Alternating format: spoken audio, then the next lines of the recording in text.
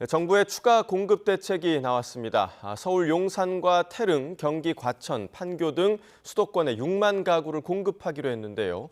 해당 지역 주민 또 지방자치단체와의 갈등을 얼마나 최소화하느냐가 관건이 될 것으로 보입니다.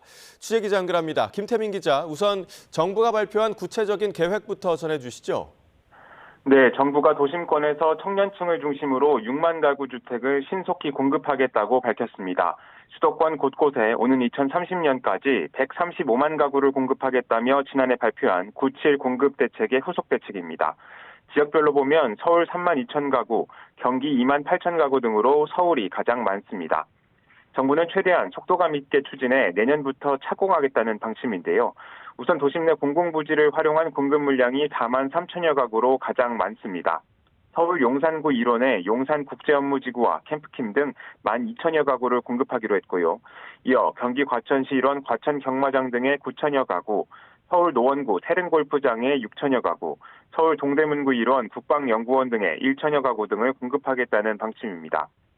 정부는 또 신규 공공주택지구를 조성해 6천여 가구를 공급하고 서울의료원 남측 부지 등 노후청사 복합개발을 통해 1만 가구 가까이 공급하기로 했습니다. 또 판교 테크노밸리, 성남시청과 인접한 입지에 공공주택지구 약 67만 4만 제곱미터 20만 평을 지정해 6,300호를 짓습니다. 이번 공급 대책에 대해서는 대기 수요가 많은 수도권 핵심 요지에 공급 물량을 집중했다는 평가가 나옵니다.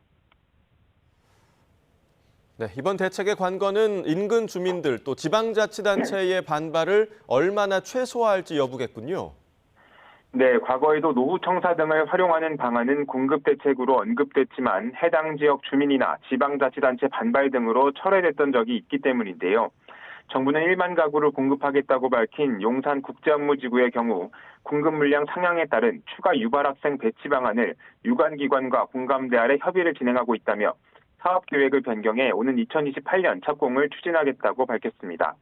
다만 서울시는 기반시설 등을 고려하면 8천 가구 이상은 안 된다고 밝힌 만큼 정부와 서울시가 입장차를 얼마나 줄일 수 있을지가 관건인데요. 또 이번에 언급된 태릉골프장의 경우 문재인 정부 시절에도 추진했다가 인근 주민 반발로 무산된 적이 있습니다.